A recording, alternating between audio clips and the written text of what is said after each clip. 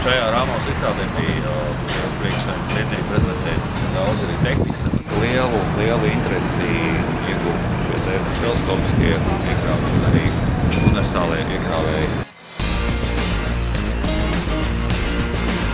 Mums bija arī daži jauni par vielas produktiem.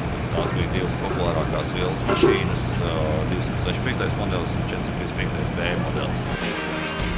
Runājot par aktivitātēm, ņemot vērā faktu, ka mums nebija īpaši daudz vietas, tad, zināmu, drošības apsvērumu dēļ, izvēlējāmies veikt aktivitātes šo te mini ekskavātoru 302.40 modeli.